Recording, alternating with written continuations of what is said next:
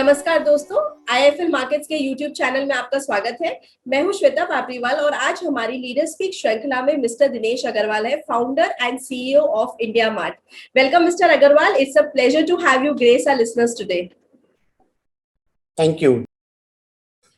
Sir, तो आपने अभी अपना रिसेंटली Q1 FY22 का रिजल्ट डिक्लेयर किया है, तो कैसा था कंपनी का परफॉर्मेंस इस क्वार्टर में, जो कि पहला क्वार्टर था नए फाइनेंशियल ईयर का, और आपका FY22 के लिए क्या आउटलुक रहेगा? जी श्वेता, तो इत्तेफाक की बात है कि पिछले फाइनेंशियल ईयर में भी जो पहला क्वार्टर था वो काफ़ी चैलेंजिंग था, क्योंकि नेशन वाइज लॉकडाउन अनाउंस कर दिया गया था 22 मार्च को पिछले साल, जो कि मई और जून तक चला था। तो उस समय तो एकदम से काफ़ी गिरावट आ गई थी बिजनेस में, चाहे आप बायर साइड के ट्रैफिक देखें या इंक्वायरीज देखें, और चाहे आप कलेक्शंस फ्रॉम कस्टमर या देखें। हालांकि उस समय में वर्क फ्रॉम होम जाने की वजह से बहुत सारे प्रोसेसेस को ऑप्टिमाइज किया गया और बहुत सारी चीज़ों को चेंज किया गया, जिससे प्रॉफिटेबिलिटी हमारी फॉर द ईयर इम्प्रूव हुई। अब इत्तेफाक से जनवरी फरवरी मार्च काफ़ी अच्छा गया था, लेकिन वापस से जो अप्रैल मई जून में सेकेंड वेव ऑफ कोविड का इम्पैक्ट बहुत सीवियर था इस बार, और काफ़ी लोगों को काफ़ी नुकसान हुआ, काफ़ी लोग परेशान भी रहे। हालांकि जो लॉकडाउन था वो इस बार इतना सीवियर नहीं था। तो अगर आप देखें पिछले साल इस क्वार्टर में जहां हमारे करीब 15,000 कस्टमर का नुकसान हो गया था, वहीं वो नुकसान इस बार काफी कम हुआ है, करीब 6,000 कस्टमर का ही नुकसान हुआ है। सिमिलरली अगर आप कलेक्शन फ्रॉम कस्टमर देखें, तो जहां पिछले साल केवल 95 करोड़ का कलेक्शन फ्रॉम कस्टमर इस क्वार्टर में हुआ था, वहां इस साल करीब 170 करोड़ का कलेक्शन इस क्वार्टर में हुआ है। तो ये एक मिक्स बैग रिजल्ट आप कह सकते हैं कि कंपनी थोड़ा बेटर नेविगेट करी है इस क्वार्टर में। अच्छी बात यह है कि जो बायर का ट्रैफिक पिछले साल क्वार्टर में बहुत गिर गया था, वो बायर का ट्रैफिक जो जुलाई ऑनवर्ड्स रिकवरी अच्छी हुई थी, वो इस बार कोई भी उस पर असर नहीं पड़ा है।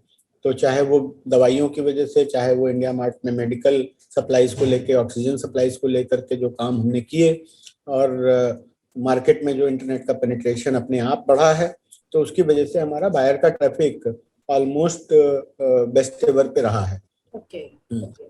तो आप कह सकते हैं कि रेवेन्यू फ्रॉम ऑपरेशन और जो कलेक्शन फ्रॉम ऑपरेशन है वो काफी हद तक बढ़ा है, प्रॉफिटेबिलिटी मेंटेन रही है। तो इस तरह से एक अच्छा क्वार्टर और रिजल्ट रहा है। एक और अच्छी बात अगर आप देखें तो पिछले क्वार्टर में हमने करीब 2-3 अनाउंसमेंट की थी इन्वेस्टमेंट के लिए। पिछले साल इस साल हमने जनवरी फरवरी में एक QIP किया था, जिसमें करीब 1070 करोड़ रुपए रेज किए थे, और तब बताया था कि किस किस एरियाज में हम इन्वेस्ट करने वाले हैं।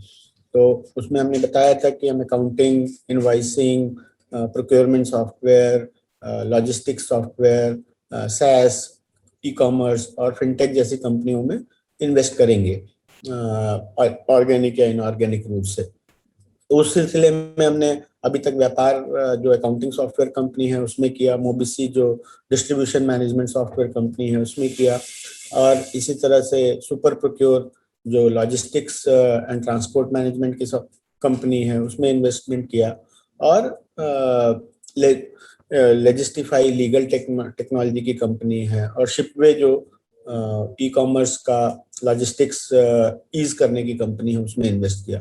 तो धीरे धीरे हम अपने विजन की डायरेक्शन में बढ़ रहे हैं, और ऐसा ही आगे करने की उम्मीद करते हैं। Right. So sir, how will the internet and this privacy policy change the way of business for India Mart? Internet का देखिए एडॉप्शन काफी अच्छा बढ़ रहा है। कुछ फोर्स एडॉप्शन बढ़ रहा है, कुछ लोगों को आदत आसान से पड़ रही है, क्योंकि अब एजुकेशन भी काफी इंटरनेट पे हो रही है, एंटरटेनमेंट भी काफी इंटरनेट पे हो रहा है।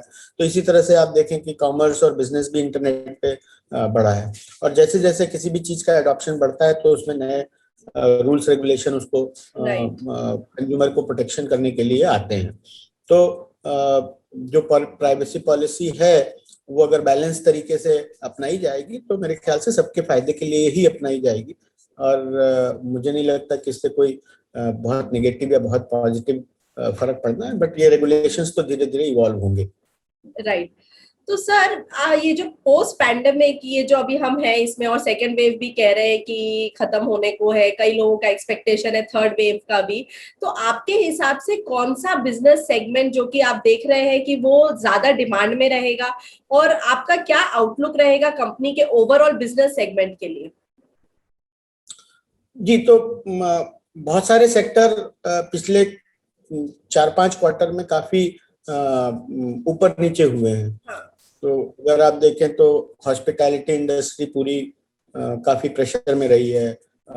Physical education industry, school, coaching, वो काफी प्रेशर में रहे हैं। इवेंट इंडस्ट्री, चाहे वो पर्सनल इवेंट्स हो, चाहे वो बिजनेस इवेंट्स हो, कॉन्फ्रेंसेस, सेमिनार्स, वो काफी, और जनरली ऑफिसेज भी काफी आईटी इंडस्ट्री के और टेलीकॉम इंडस्ट्री के बड़े बीपीओ आईटी सेंटर्स बंद रहे हैं, जो कि काफी कंज्यूम करते हैं चीजें। और तो उन सेक्टरों से रिलेटेड अगर आप देखें तो काफी कमी रही। शुरू शुरू में इवन फैशन इंडस्ट्री में भी काफी फर्क था, हालांकि फैशन इंडस्ट्री में रिकवरी अच्छी है। तो अगर आप, क्योंकि इंडिया मार्ट एक हॉरिजॉन्टल प्लेटफॉर्म है और वहां पे 50 इंडस्ट्रीज के लाखों कैटेगरीज हैं, और अलग अलग डिस्ट्रिक्ट से करीब 1000+ टाउन्स एंड सिटीज से buyers and suppliers India mart पे आते हैं, तो एक मिक्स रिजल्ट हमेशा दिखाई देता है। क्योंकि कुछ इंडस्ट्री में एडॉप्शन बढ़ रहा है बिकॉज ऑफ इंटरनेट और उनको इंटरनेट से फायदा हो रहा है। कुछ इंडस्ट्रीज में डिमांड इतनी ज्यादा बढ़ गई है कि वहां पे ऑफलाइन बिजनेस भी पूरा नहीं पड़ रहा है, और कुछ इंडस्ट्रीज ऐसी हैं जहाँ पे डिमांड ठप पड़ी हुई है। तो काफी मिक्स बैग रिजल्ट है। और इसी वजह से अगर आप देखें तो इंडिया मार्ट में का जो बायर साइड का जो ट्रैफिक रिजल्ट दिखता है वो मोर और लेस स्टेबल दिखता है पिछले साल जुलाई अगस्त सितंबर के बाद से। बिल्कुल। तो ये और मुझे लगता है कि आने वाले टाइम में भी ये इंटरनेट का अडॉप्शन बढ़ता ही जाएगा।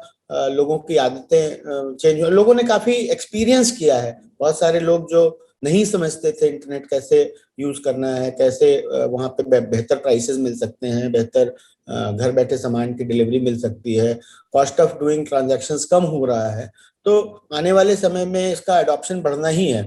और पिछले 2-3 सालों में स्मार्टफोन का अडॉप्शन भी बढ़ा है, और लोकल लैंग्वेज में भी बढ़ा है अडॉप्शन, तो उसकी वजह से भी आप देखेंगे। और काफी डेटा जनरेट होना शुरू हुआ है। तो इंडिया मार्ट का जो नेटवर्क इफेक्ट है, यहाँ पे ज्यादा से ज्यादा बायर और ज्यादा से ज्यादा सप्लायर आते हैं, तो हमारे पास काफी डेटा इकट्ठा होना शुरू हो गया है, उनका बिहेवियरल डेटा।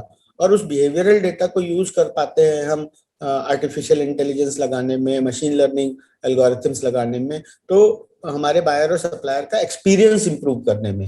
और जैसा कि हमने बताया कि हम धीरे धीरे अपनी सर्विसेज को एक्सपैंड कर रहे हैं, चाहे वो अकाउंटिंग की डायरेक्शन में हो, चाहे वो प्रोक्योरमेंट की डायरेक्शन में हो, चाहे वो लॉजिस्टिक्स की डायरेक्शन में हो, तो कैसे इस पूरे इकोसिस्टम का दायरा बढ़ाया जाए ताकि वो बिजनेस करना आसान बनाए इंडिया में।